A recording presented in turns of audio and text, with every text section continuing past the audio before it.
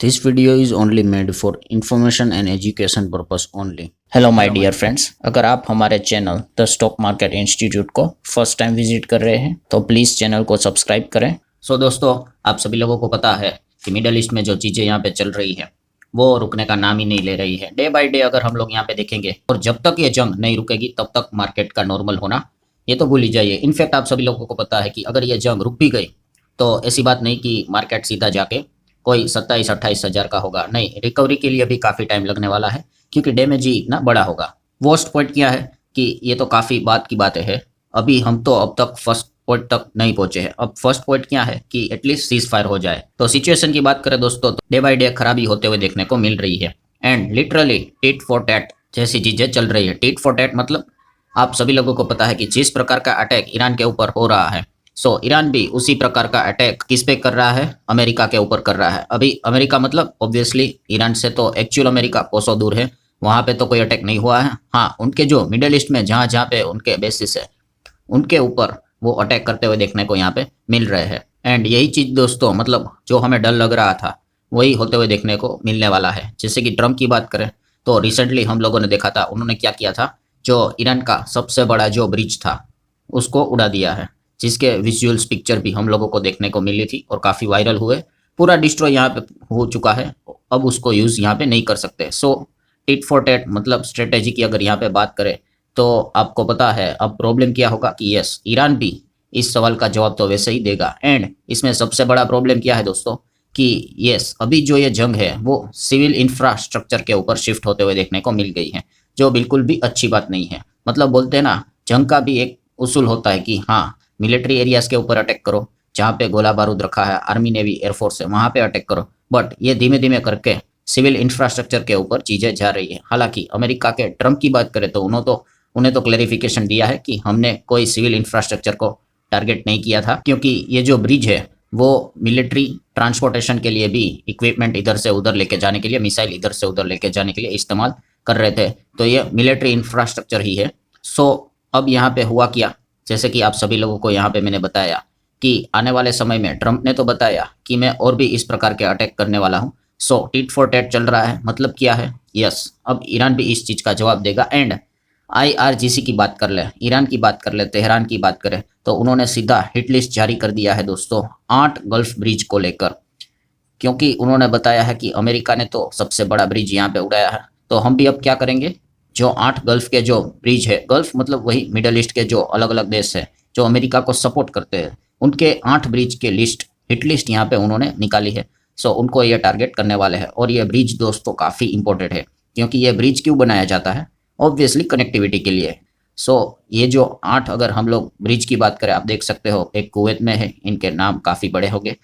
Then उसके बाद Saudi Arabia and Bahrain को जोड़ने वाला एक ब्रिज देखने को मिल रहा है। देन अबू धाबी की बात करें, UAE यूनाइटेड अरब इमिरेट्स की बात करें, यहाँ पे एक ब्रिज है जो इनके हिट लिस्ट में है। देन एक और ब्रिज अबू धाबी UAE की बात करें तो इनके हिट लिस्ट में है। इनफैक्ट एक और तीसरा ब्रिज भी अबू धाबी में UAE में है। देन उसी के साथ साथ जॉर्डन के भी 3 ब्रिज यहाँ पे मिल रहे हैं। एंड आखिरी वाला भी जो ब्रिज है ये भी जॉर्डन में है। ये कुल मिला के 8 टारगेट ईरान ने रेडी यहाँ पे कर दिए हैं और लिटरली मतलब ऐलान कर दिया, रोक सके तो रोक लो। इसके पहले भी हम देख चुके हैं दोस्तों, IRGC की बात करें, ईरान की बात करें, वो कुछ भी कहते हैं तो अटैक तो यहाँ पे हो ही जाता है। उन्होंने ये भी बताया था कि कैसे हम लोग एक एक करके अमेरिका के जो टेक कंपनियां हैं उनको टारगेट करेंगे। अमेजोन के साथ उन्होंने शुरुआत भी यहाँ पे कर ली है। बेसिकली हम यहाँ पे कह सकते हैं, जैसे अभी मैंने आपको कहा कि ये जो ब्रिज है, यहाँ आप देख सकते हो इस प्रकार का मैप यहाँ पे पब्लिश हुआ है कि कुल मिला के 7 से 8 ब्रिज, ये जो 8 ब्रिज है वो टारगेट पे है। एंड अगर इनको तोड़ा गया तो आप देख सकते हो पूरी कनेक्टिविटी यहाँ पे ख़त्म हो जाएगी। एंड अगर कनेक्टिविटी ख़त्म हुई तो इसका आउटकम इम्पैक्ट क्या रहेगा? इम्पैक्ट को आप सोचोगे तो इम्पैक्ट यही रहने वाला है कि सबसे पहले तो क्रूड ऑयल के दाम अगेन एकदम आसमान छूते हुए देखने को मिलेंगे। पूरा मिडल ईस्ट डिस्टर्ब होते हुए देखने को यहाँ पे मिल जाएगा। ऑलरेडी अगर देखेंगे क्रूड तो 100 पार यहाँ पे हो ही चुका है, और जितना क्रूड यहाँ पे बढ़ेगा उतना तो हम लोगों को नेगेटिव बात तो यहाँ पे रहेगी। देन मिडल ईस्ट ज़्यादा डिस्टर्ब रहेगा तो नो डाउट वापस गैस सिलेंडर की अगर बात कर लें तो इसका दाम है वो पहले से ही बढ़े हुए हैं।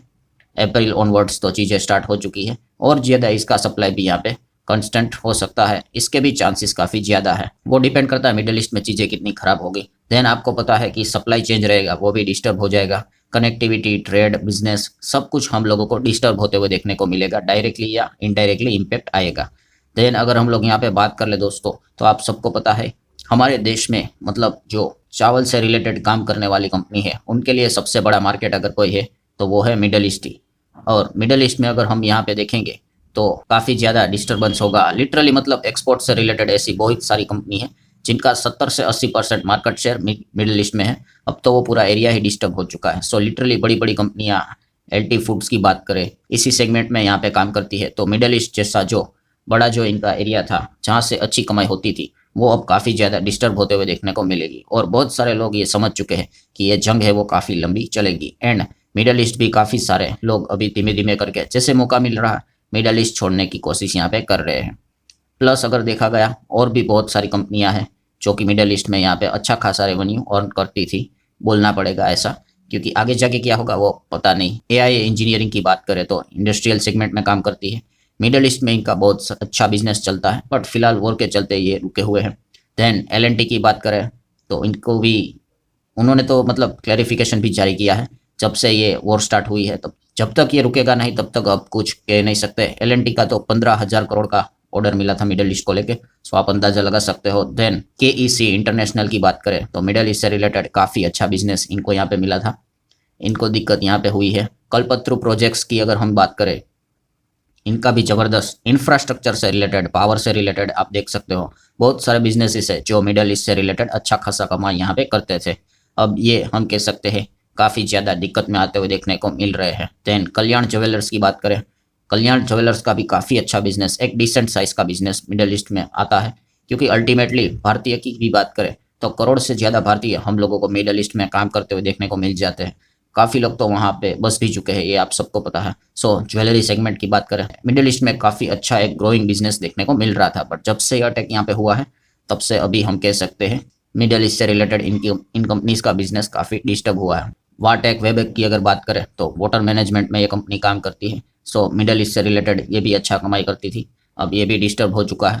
देन टेक्नो इलेक्ट्रिक की बात कर लें, अगेन ईपीसी पावर सेगमेंट में काम करने वाली company. Then engineers India EIL, उसकी अगर बात करें तो ये भी डिस्टर्ब होते हुए देखने को मिल रहा है। Then Voltas and blue star की बात करें तो ये दोनों कंपनी भी मिडल ईस्ट में इनका काफ़ी अच्छा बिजनेस चल रहा था। एंड फिलहाल अभी हम कह सकते हैं कि जिस चीज़ के चलते मतलब इंडिया तो है ही, बट मिडल ईस्ट में भी ये कोई छोटा बिजनेस नहीं करते थे, बहुत अच्छा खासा अर्निंग उनका वहाँ से होता था। तो इतना डिस्टर्बेंस के चलते अब ये भी यहाँ पे फंसते हुए देखने को मिल चुके हैं। देन स्टर्लिंग एंड विल्सन की अगर बात कर लें, ये भी मिडल ईस्ट से रिलेटेड अच्छा कमाई करती थी। देन NBCC की बात करें तो इनका भी मतलब प्रोजेक्ट्स यहाँ पे चलते थे। ऐसे तो लिस्ट निकाली जाएगी तो बहुत सारी कंपनीज आपको मिल जाएंगी। रेडिंगटन की बात करें, रेडिंगटन तो काफ़ी बढ़िया तरीके से सप्लाई चेन मैनेजमेंट से रिलेटेड जो चीज़ें थी वो मिडल ईस्ट से रिलेटेड, आई गेस 50% से ज़्यादा बिजनेस वहाँ से हम लोगों को देखने को मिल रहा था। काफ़ी लोग अब ये पूछते हैं कि ये वर्ल्ड वॉर 3 के दिशा में जा रहा है, तो नहीं, पहले भी मैं बता चुका हूँ कि वर्ल्ड वॉर 3 मतलब क्या, कि ये जो जंग चल रही है इसमें और भी देश आना स्टार्ट हो जाए एंड उसके ऊपर अटैक हो जाए। अभी फिलहाल अगर देखा गया तो अभी भी चीज़ें मतलब अभी इनमें भी अगर पॉजिटिव पॉइंट आपको पकड़ना है तो यही पकड़ के चल सकते हो कि अभी भी ये चीज़ें मिडल ईस्ट तक ही सीमित है, मतलब वहीं पे अटैक्स यहाँ पे चल रहे हैं। हाँ, जब यहाँ पे मतलब समझ लो कि सब इन्वॉल्व हो जाए, हमारा देश, चाइना, रशिया अटैक करने लगे तो वर्ल्ड वॉर जैसी सिचुएशन क्रिएट हो जाती है। बट हम कह सकते हैं कि अभी उस दिशा में चीज़ें नहीं जा रही है, ख़राब सिचुएशन है। अभी सिविल इंफ्रास्ट्रक्चर को टारगेट किया है, ये किसी भी एंगल से अच्छी बात नहीं है। सो लेट्स सी अब एग्जैक्टली क्या होता है। मतलब पूरा पॉइंट क्या है दोस्तों, पूरा पॉइंट यही है कि मार्केट के एंगल से जिस प्रकार की चीज़ें चल रही है वो बिल्कुल भी अच्छी नहीं है, और इस चीज़ के चलते बेयर वालों को ही ज़्यादा से ज़्यादा फ़ायदा यहाँ पे होने वाला है। सो ठीक है दोस्तों, आशा करता हूँ वीडियो हेल्पफुल लगा होगा। चाहो तो लाइक एंड शेयर कर सकते हो। We will see you in the next video, तब तक के लिए बाय बाय।